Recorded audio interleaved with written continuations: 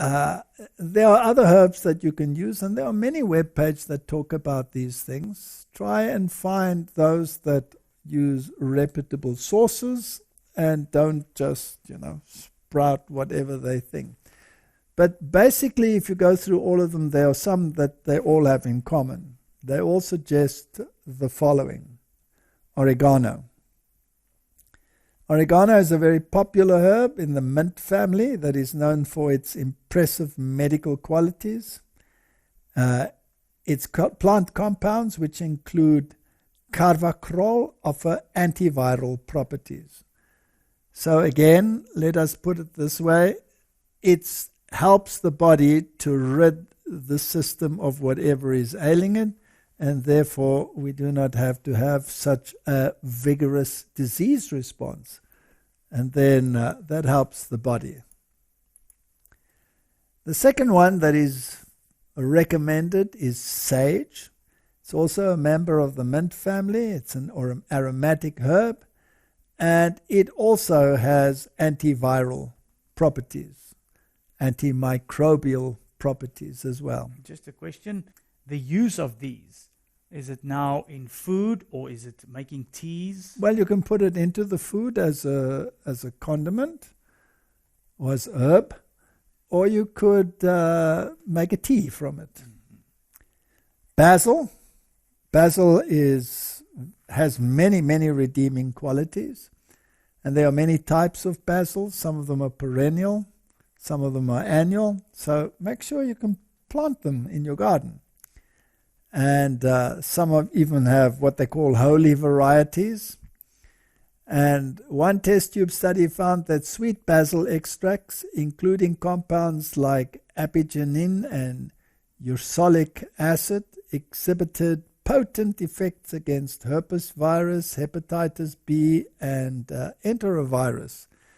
So basically the bottom line is there are substances which help the body to cope with whatever the problem is. Mm-hmm. Now something like basil has a very interesting taste. You can add it to your food, particularly Italian type of food loves basil. But once you get used to the taste of basil, it's a wonderful herb just to place on an avocado sandwich, for example. Now, I can eat a whole pile of it. And once you get used to it, then your palate starts liking it and craving it. Fennel is another one that you should consider. Now, remember that all of these are alkaline forming. So in that effect alone, they contribute to a healthy system. Yeah. Fennel has a licorice flavor, and they say it is potently antiviral. So again, if it can help your body not to have to use all of these mechanisms to get rid of whatever toxins it is, then that is a good thing. Yeah. Garlic.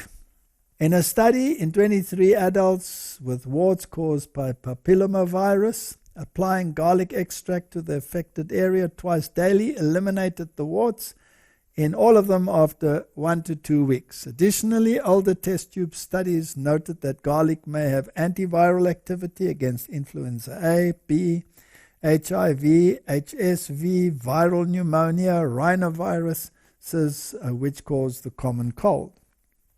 Now, we did quite a few experiments with garlic and also wild garlic. We used wild garlic as well and found it is incredibly antimicrobial. It's, in fact, better than some of the antibiotics. Oh, wow. So that's an interesting point.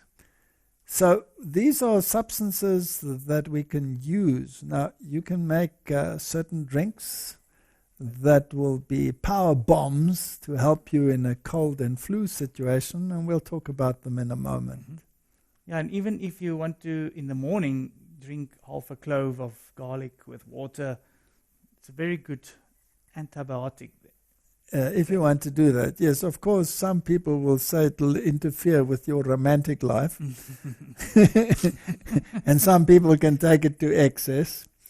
But in times of disease, then, well, the romantic aspect fades into second place. Lemon balm. Lemon balm extract is a concentrated source of potent essential oils and plant compounds that have antiviral activity, and they quote many scientific papers to back it up. And test tube research has shown that it has antiviral effects against avian influenza, herpes, enterovirus, and many things, even in children. Peppermint is another plant that one can effectively introduce into the garden. It also grows quite easily. It has antiviral qualities. You can drink it in teas, tinctures, and you can have natural oils from peppermint. Put them into your steam baths to help you as an expectorant.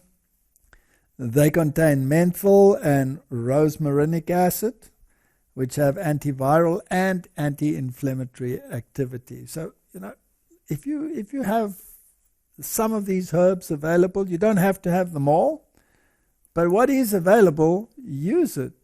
Rosemary is antimicrobial, it's anti-inflammatory, it's an antioxidant, so you can add that to your food, and you can also use extracts, and you can rub it and put it onto fermentations to bring that aroma out. So there are many ways in which you can use it. It is excellent in cases of influenza, hepatitis, etc. Echinacea is another one. Well, everybody knows about the qualities of echinacea and echinacea tea. Again, it's very effective in viral infections, influenza, and Echinacea purpurea is thought to have immune-boosting effects as well, making it particularly useful for treating viral infections. So the natural things that God has provided not only helps you to rid you of the toxins, but also supplies the very compounds that you need to boost your immune system. Because a lot of infections, like you mentioned earlier, most of these help with alkalinity. And a lot of infection inside of your body comes from acidity. Correct.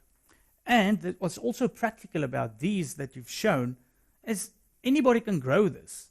Yes. You can grow it in a pot outside on the porch. We have one patch in our garden where we grow as many of these as we can. So rosemary, sage, basil, all of those grow readily in our garden. Elderberry is, for many people, in case of influenza, the go-to. Mm-hmm. It's also known as sambucus. So it is made into a variety of products, elixirs and pills, and they treat viral infections like flu and the common cold. For many people, this is the go-to one, and it's very effective. Licorice tea has many uses, and in Chinese medicine it's been used for centuries. And it contains all of these interesting compounds, and they all have such interesting names. And these are the active substances, and they have powerful antiviral properties. Also, licorice helps with blood pressure problems, for example. Test tube studies demonstrate it's effective against HIV, RSV, herpes virus, and severe acute respiratory syndrome-related coronavirus. So this is one of the go-tos. You can make a tea of it. I must say that's one of my favorite teas. You like licorice tea? I also have licorice tea when there is a problem. Astragalus. It's a flowering herb in traditional Chinese medicine. It boasts astragalus polysaccharide, which has significant immune-enhancing and antiviral qualities. Ginger. We've planted quite a bit of ginger in our garden, and it's amazing. One plant gives you from one little tuber gives you a huge Yeah. amount. And it's an elixir. You can put it into teas. Many, many natural remedies are attributed to it. It has been shown to have impressive antiviral activity. It has high concentrations of potent compounds. So this is another one of those that is antiviral, anti-mutagenic, antimicrobial. And if you put that together with echinacea into a tea, or you make a combination tea, excellent. And you can maybe on the practical side, just on the pictures show when it starts to grow that little, like a horn, Yes, people can cut it off and plant that part. correct. Related to it is ginseng, which is also used in the East, particularly in Korea. And it is very effective against viruses. By the way, Martin, if you add ginseng or ginger to a garlic drink, then it masks that potent aroma that you get. And there are other advantages. Some say that this one helps you with your vigor and gives you more energy, etc. And then the dandelion, the little Cinderella of the flowering plants. Such a common little plant.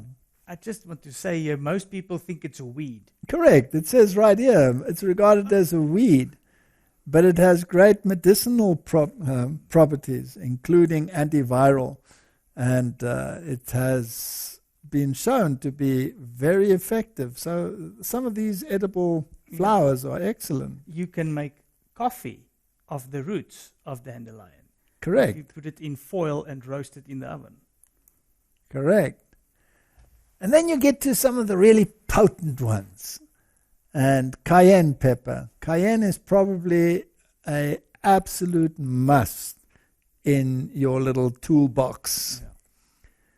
It contains natural compounds called capsicanoids, and that's what gives it its flavor and its anti-inflammatory properties. It can reduce hypertension. It can prevent blood clots. It can prevent myocardial infarcts, heart attacks. So this is really a very, very potent product to have in your house. And it's so simple to keep. So make sure you have this. And if you have circulatory problems, then drink some of this. And it feels hot, it feels like it's burning, but it's a sensation. It's not an actual burn. Yeah. So it doesn't create the problems that an alkaloid like black pepper, for example, would produce. So this is something that you can use. So if you have problems, heart problems, palpitations, or anything of that nature, then put a teaspoon of red pepper, of cayenne, into a glass, put it into something like fruit juice or something, make it a little bit less potent, and then drink that down. It can bring almost instant relief. And especially for myocardial infarct, they say that, a dose of red pepper can actually assist the body. And that man that spoke about the body's many cries for water. Yeah. One of the things that you can do if you're feeling faint is put a few crystals of salt under the tongue. And that is also a very effective way of helping to get your blood pressure restored to what it should be. So red pepper or cayenne pepper has many, many qualities. And it is also anti-inflammatory. So it can help you with inflammation of the body, of any of the urinary tract, etc. Turmeric is the other very important one. Now, we also grow turmeric in our garden, and we keep it frozen. And just take a little piece and put it in the blender. So it contains curcumin, and that's the main component, and it is a potent anti-inflammatory. It's probably one of the most potent natural anti-inflammatories that you can get. Yeah. It's such a simple thing to have in your house, right? Definitely. Now, one of the things you can do with it is you can make an anti-inflammatory milk. Yes. So you take a plant-based milk, like soy milk or almond milk or any one of those. And the main component, curcumin, dissolves in fat readily. Mm-hmm. Now, these natural milks like almond milk or soy milk contain a high proportion of fat, so that helps. But you can assist that even by adding, let's say, a teaspoon of coconut oil. Yeah. And then you add a teaspoon of turmeric in a half a liter of milk, and then bring it to a simmer.